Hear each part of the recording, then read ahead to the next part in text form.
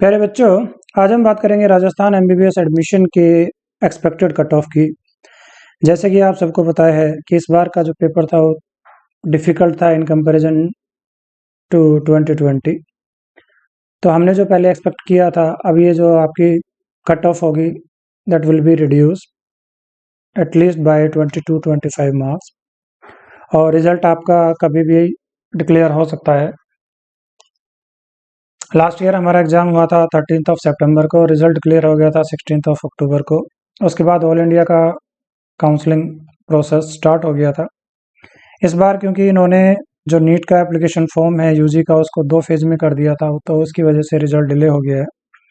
फिर भी जो रिजल्ट है वो कभी भी आ सकता है, हो सकता है कि आज भी आपका रिजल्ट आ जाए। जैसे ही आपका रिजल्ट आ जाएगा, 1-2 दिन में ऑल इंडिया कोटा का काउंसलिंग प्रोसेस स्टार्ट हो जाएगा।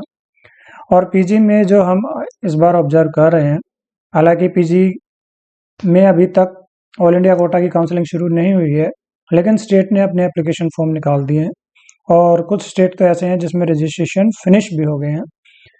तो सेम हमें लगता है कि स्टेट भी इस बार ऐसा कर सकते हैं यूजी के केस में, कि ऑल इंडिया का काउंसलिंग शेड्यूल हो सकता है कि थोड़ा सा लेट रिलीज हो, और कुछ स्टेट जो अपना रजिस्ट्रेशन शुरू कर ले। हालांकि कुछ स्टेट तो ऐसे होते हैं जो नीट के एग्ज़ाम से पहले भी अपना रजिस्ट्रेशन करा लेते हैं, उसमें से केरला भी एक है।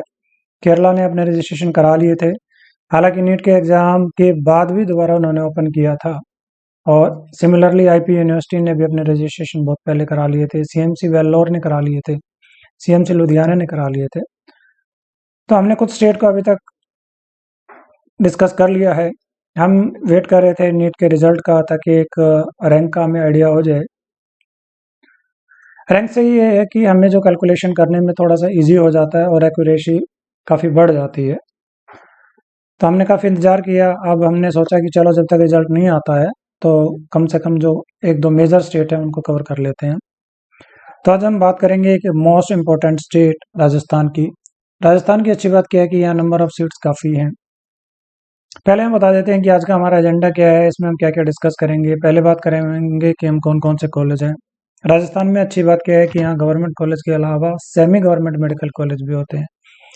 फिर हम बात करेंगे कि इनके जो गवर्नमेंट कॉलेज हैं या सेमी गवर्नमेंट मेडिकल कॉलेज हैं या प्राइवेट मेडिकल कॉलेज हैं, उनकी फ़ीस क्या होती है।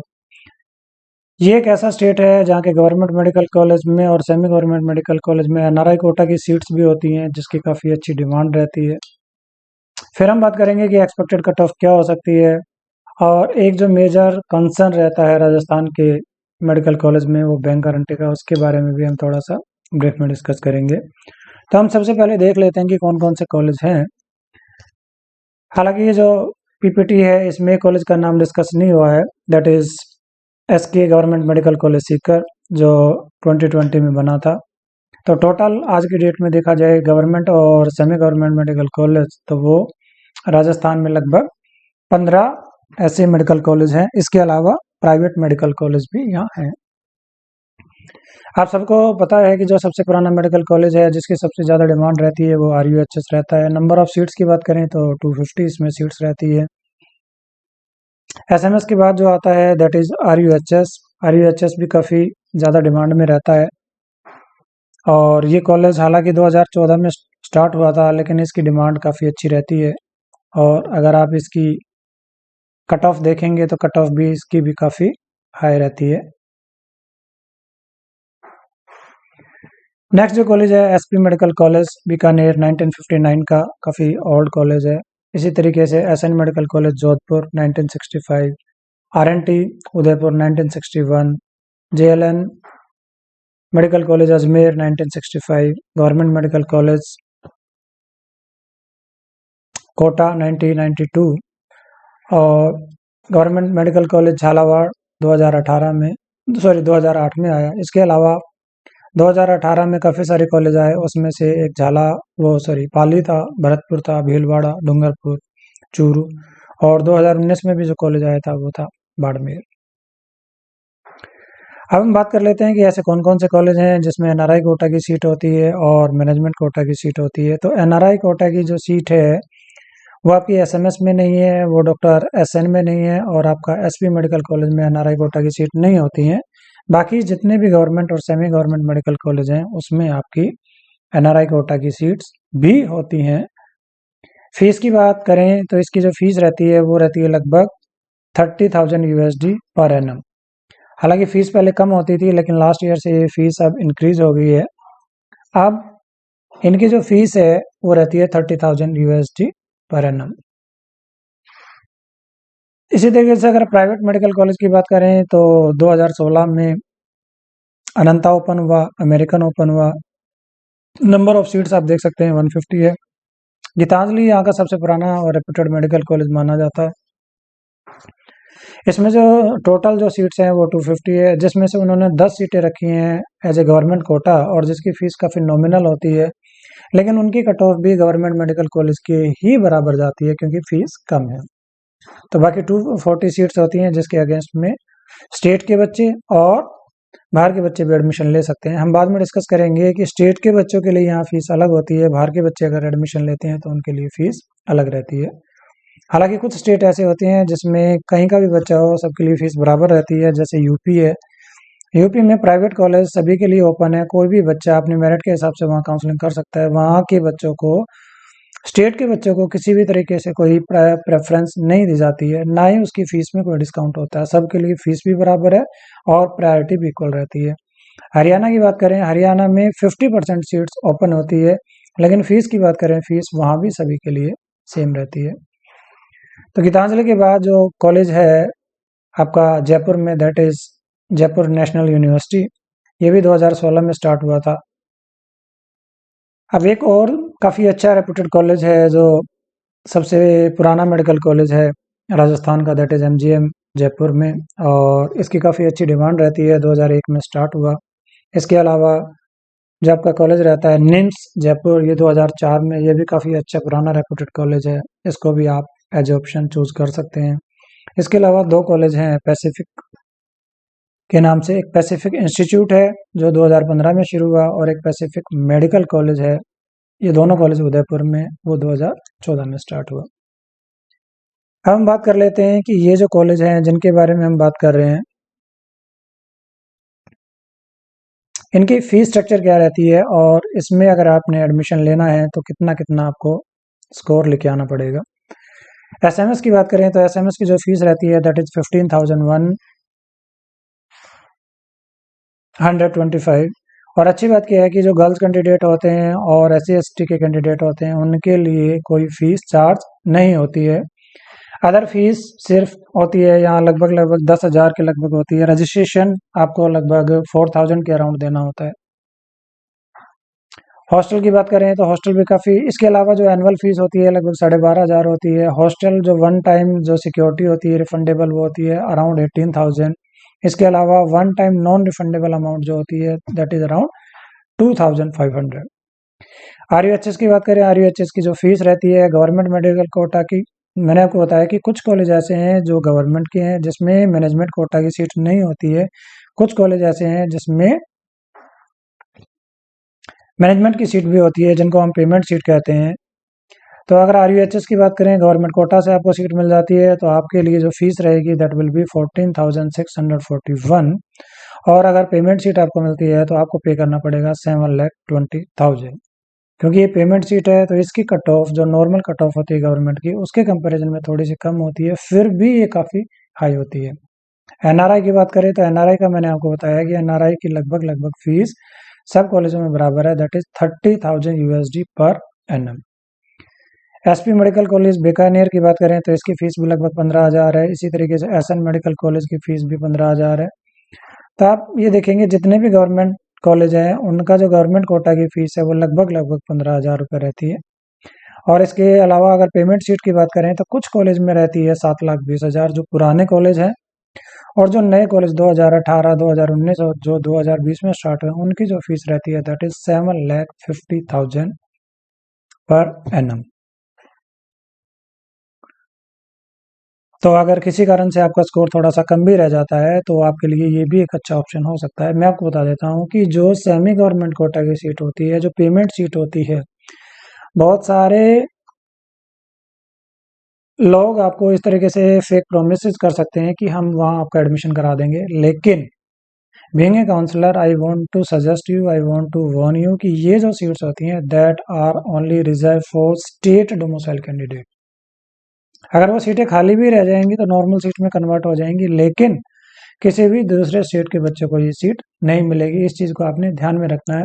हमारे पास बहुत सारे फ़ोन कॉल्स आते हैं, उसमें यही हमसे पूछा जाता है कि क्या मैं दूसरे स्टेट में जाके सेमी गवर्नमेंट कॉलेज में एडमिशन ले सकता हूँ। हाँ, सेमी गवर्नमेंट कॉलेज में आप एडमिशन ले सकते हैं, लेकिन सिर्फ और सिर्फ एनआरआई कोटा में। और एनआरआई कोटा में तो आप गवर्नमेंट कॉलेज में भी एडमिशन ले सकते हैं अगर आपका स्कोर है कम है फिर भी। लेकिन अगर आप चाहते हैं एक नॉर्मल काउंसलिंग से नॉर्मल फीस में आपको दूसरे स्टेट में जाके एडमिशन मिल जाए सेमी गवर्नमेंट कॉलेज में, तो वो पॉसिबल नहीं है। वो सिर्फ स्टेट के जो डोमिसाइल कैंडिडेट होते हैं उन्हीं के लिए ही वो सीट्स होती हैं। हम बात कर लेते हैं जो प्राइवेट मेडिकल कॉलेज है उनकी फीस क्या रहती है। अगर अमेरिकन की बात करें तो अमेरिकन की भी फीस और अनंता की पहले फीस जो होती थी वो होती थी 13,20,000 रुपए, लेकिन लास्ट ईयर ये फीस बढ़ गई है। अब ये जो फीस है, कुछ अगर आप ऑफिशियल वेबसाइट को चेक नहीं करते हैं तो कुछ हो सकता है कि जो पुरानी साइट्स हों या जो साइट्स अपडेटेड नहीं हो वहाँ आपको 12 लाख की फीस भी दिख सकती है, 13,20,000 की फीस भी दिख सकती है, लेकिन जो अपडेटेड फीस है वो है आपकी 15 लाख रुपए। अगर मैनेजमेंट की बात करें, मैनेजमेंट में दूसरे स्टेट के बच्चे भी आके यहाँ एडमिशन ले सकते हैं। उसकी अगर बात करें तो उसकी जो फीस रहती है वो रहती है 22.5 लाख रुपए। इसके अलावा यहाँ 2 लाख रुपए की आपको रिफंडेबल सिक्योरिटी देनी पड़ती है। हॉस्टल की फीस की बात करें वो रहती है 1,60,000 रुपए। इसके अलावा जो जनरल कैटेगरी और मैनेजमेंट कैटेगरी की जो सीट होती है उसमें बच्चे को यहाँ बैंक गारंटी भी देनी पड़ती है। बैंक गारंटी का मतलब क्या है कि जो 3.5 साल की फीस बची उसके बदले में आपको अपने बैंक में जाना पड़ेगा, आपको एक वहां से सर्टिफिकेट बनवा के कॉलेज में जमा कराना पड़ेगा। आपका एक तरीके से बैंक का, जिस बैंक में आपका अकाउंट है उसका और कॉलेज में एक टाइप हो जाता है कि जब भी कॉलेज की फीस ड्यू होगी वो ऑटोमेटिकली अपना वहां से डिडक्ट हो जाएगी। तो ये कॉलेज क्यों करते हैं, ताकि आप एडमिशन लेने के बाद उनकी सीट को खाली ना कर सकें। कभी कभी ऐसा होता है कि लोग प्राइवेट कॉलेज में एडमिशन ले लेते हैं, उनको ये लगता है कि एक बार एडमिशन ले लेते हैं और फिर अगले साल वो तैयारी करने चले जाते हैं। उनको लगता है कि अगले साल अगर गवर्नमेंट कॉलेज में एडमिशन मिल जाएगा तो हम इसको सीट को छोड़ देंगे। उसी को अवॉइड करने के लिए ज़्यादातर कॉलेज राजस्थान में आपसे बैंक गारंटी लेते हैं।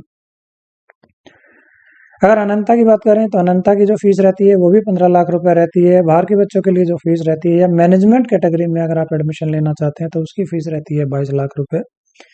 यहाँ की जो वन टाइम रिफंडेबल सिक्योरिटी होती है वो होती है 2.5 लाख रुपए। हॉस्टल की जो फीस रहती है वो रहती है 1,75,000 रुपए, और हॉस्टल में यहाँ सिक्योरिटी रहती है वो रहती है आपकी 1 लाख रुपए। यहाँ भी आपको बैंक गारंटी देनी पड़ती है लगभग लगभग 52.5 लाख रुपए की। नेक्स्ट कॉलेज की बात करें तो नेक्स्ट जो कॉलेज आता है आपका महात्मा गांधी मेडिकल कॉलेज की अगर बात करें तो इसकी जो फीस रहती है जनरल कैटेगरी में वो रहती है 15 लाख रुपए। मैनेजमेंट कैटेगरी में जो बच्चे एडमिशन लेंगे उनको पे करने पड़ेंगे 26,75,000 रुपए। इनकी जो सिक्योरिटी रहती है वो रहती है 3 लाख रुपए, और हॉस्टल के चार्जेस रहते हैं 1,80,000 रुपए। यहाँ जो बैंक गारंटी देनी पड़ती है वो लगभग देनी पड़ती है आपको 53 lakh 53 lakh rupees. Gitanjali medical college मैंने आपको बताया ये भी काफ़ी अच्छा रेप्यूटेड कॉलेज है। जनरल की जो फीस रहती है वो रहती है 18 लाख रुपए, और मैनेजमेंट की जो फीस रहती है वो रहती है 26 लाख रुपए। यहाँ की जो सिक्योरिटी रहती है रिफंडेबल वो रहती है 3 लाख रुपए। यहाँ दो तरीके के हॉस्टल हैं, अगर आप एक नॉर्मल हॉस्टल लेंगे तो उसके लिए रहेगा आपका 2 लाख रुपए, और अगर आप एसी वाला हॉस्टल लेते हैं तो आपको 3 लाख रुपए पे करने पड़ेंगे। इसके अलावा हॉस्टल की सिक्योरिटी के लिए आपको देना पड़ेगा लगभग लगभग 1 लाख रुपए, और बैंक गारंटी आपको देनी पड़ती है 63 लाख रुपए की अगर आप जनरल सीट लेते हैं, और मैनेजमेंट की सीट लेने के लिए आपको लगभग लगभग 90 लाख रुपीज की बैंक गारंटी देनी पड़ती है। जेएनयू की बात करें, जेएनयू की फीस रहती है 19.5 लाख और 25.5 लाख रुपए, और यहाँ के हॉस्टल की बात करें तो हॉस्टल की फीस रहती है आपकी लगभग आपकी 2.5 लाख रुपए। यहाँ जो बैंक गारंटी देनी पड़ती है आपको 2 साल की फीस की बैंक गारंटी देनी पड़ती है, और 1.5 साल की जो फीस है उसका आपको पोस्ट डेटेड चेक देने पड़ते हैं। निम्स जयपुर का ही अगर हम बात करें यहाँ की फीस रहती है 18 लाख रुपए और 20 लाख रुपए। यहाँ के हॉस्टल की बात करें तो यहाँ का हॉस्टल रहता है 2 लाख रुपए और 2.5 लाख रुपए, और यहाँ आपको लगभग 63 लाख रुपए की बैंक गारंटी देनी पड़ती है अगर यहाँ आप एडमिशन लेना चाहते हैं तो। इसी तरीके से अगर पैसिफिक की बात करें तो पैसिफिक इंस्टीट्यूट की बात करें तो इसकी फीस रहती है 21 लाख रुपए जनरल, और मैनेजमेंट की बात करें तो ये 28 लाख रुपए की फीस रहती है। हॉस्टल की बात करें तो यहाँ का जो हॉस्टल चार्ज रहते हैं वो रहते हैं 2 लाख रुपए। इस कॉलेज में आपको एडमिशन लेना है तो आपको एक एफडी करानी पड़ती है 3.5 साल की। इनका जो दूसरा कॉलेज है पैसिफिक मेडिकल कॉलेज उदयपुर में, उसकी फीस रहती है 20.5 लाख रुपए और 24.5 लाख रुपए। हॉस्टल की फीस वहां भी सेम रहती है 2 लाख रुपए। बैंक गारंटी जितनी भी अमाउंट बच जाती है बाकी आपकी 3.5 साल की, उसकी अमाउंट की आपको बैंक गारंटी देनी पड़ती है। हम बात कर लेते हैं कि यहाँ के कॉलेज में अगर आपने एडमिशन लेना है तो लगभग लगभग कितना स्कोर आपका होना चाहिए। जैसे कि आपको सबको पता है कि यहाँ जो सबसे ज़्यादा जो डिमांड में रहता है कॉलेज वो रहता है आपका एसएमएस जयपुर। एसएमएस जयपुर में अगर आपने एडमिशन लेना है तो उसके लिए जो आपकी जो कट ऑफ रहती है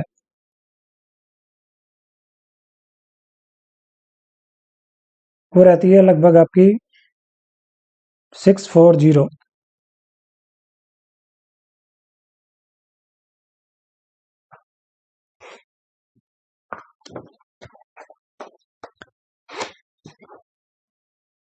यहाँ एडमिशन लेने के लिए कम से कम आपका जो स्कोर होना चाहिए, अगर 640 प्लस आपका स्कोर है तो आप सेफ हैं राजस्थान में एसएमएस मेडिकल कॉलेज में एडमिशन लेने के लिए।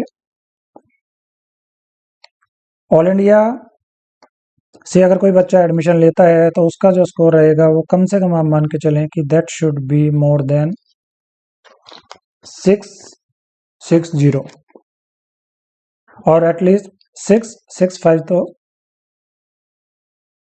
655 तो स्कोर उसका होना ही चाहिए अगर वो वहां से एडमिशन लेना चाहता है तो। अगर सेकंड नंबर पे बात करें आरयूएचएस की, तो आरयूएचएस के लिए जनरल कैटेगरी की मैं बात करूं, मैं आपको एक चीज़ और भी बता देना चाहता हूं कि जो स्टेट का बच्चा यहाँ एडमिशन लेना चाहता है, यहाँ के कुछ कॉलेज को हमने ऐसा भी देखा है कि जिसमें जनरल कैटेगरी से ज़्यादा कट ऑफ ईडब्ल्यूएस कैटेगरी और ओबीसी कैटेगरी की रही है। तो पहले हम जनरल कैटेगरी की ये बताएंगे कि कम से कम कॉलेज वाइज आपका कितना स्कोर एक्सपेक्टेड है, फिर हम एक इन जनरल बताएंगे कि ईडब्ल्यूएस में कम से कम कितना आपका स्कोर होना चाहिए ताकि आप सेफ रहें कि आपको कोई गवर्नमेंट कॉलेज मिल जाए। इसी तरीके से ओबीसी कैटेगरी का और एससी एसटी कैटेगरी की हम बात करेंगे। तो एसएमएस की हम बात करें लगभग लगभग 640 का आपका स्कोर होना चाहिए एसएमएस के लिए। आरयूएचएस की बात करें तो लगभग लगभग आपका जो स्कोर है 620 से 625 का होना चाहिए। इसी तरीके से एसपी मेडिकल कॉलेज बीकानेर का स्कोर भी लगभग होना चाहिए आपका 625। एसएन मेडिकल कॉलेज भी इसके आसपास ही लाई करता है, इसका स्कोर भी आपका होना चाहिए 624 625। आरएनटी उदयपुर की बात करें तो अगर 610 का स्कोर आपका है तो आप उम्मीद कर सकते हैं कि आपको आरएनटी उदयपुर मिल जाएगा। जेएलएन मेडिकल कॉलेज अजमेर की बात करें तो आपका स्कोर कम से कम 605 से 610 के बीच में होना चाहिए, तभी आप उम्मीद कर सकते हैं।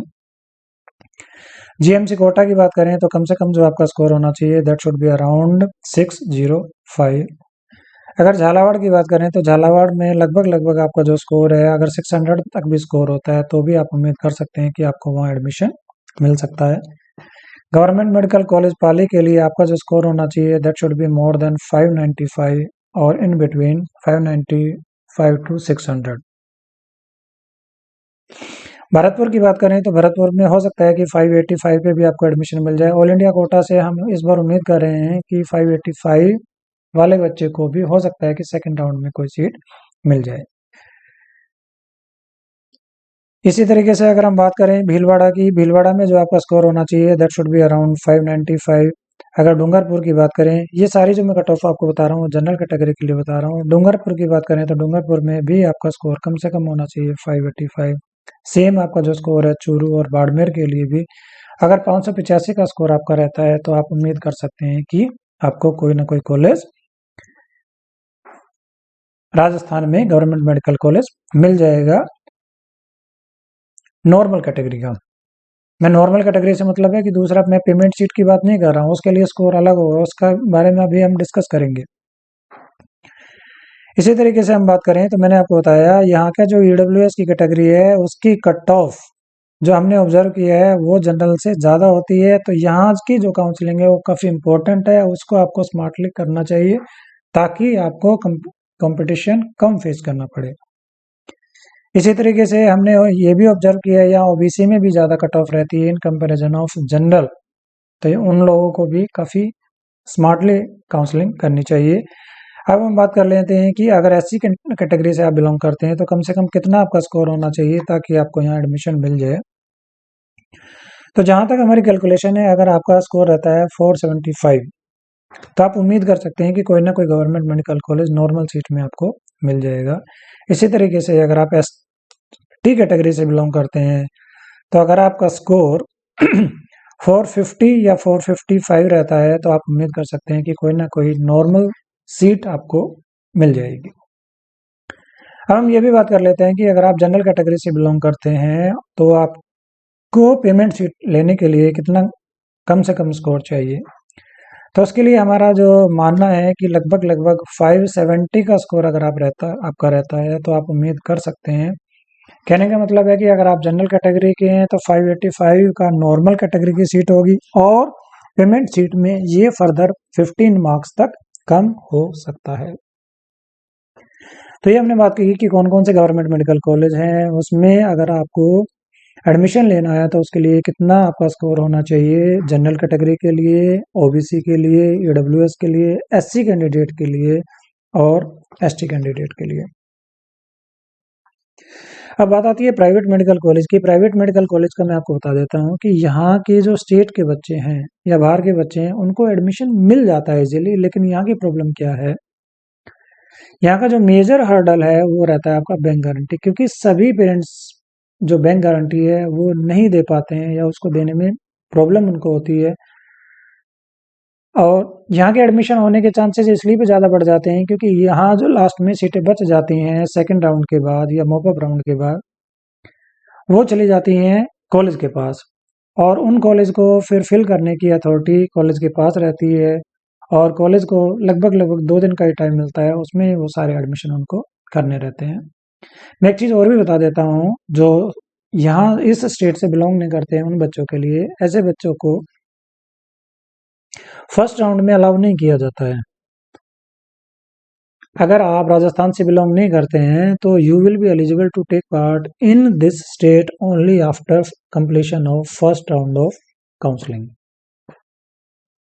तो इन चीज़ों को आपने देखना है, समझना है और उसी के हिसाब से आपने काउंसलिंग करनी है। आप चाहें तो हमारी सर्विसेज भी ले सकते हैं। हम उम्मीद करते हैं कि ये वीडियो कहीं ना कहीं आपको पसंद आया होगा और कहीं ना कहीं आपको काउंसलिंग में हेल्प करेगा। Thank you so much for watching our videos.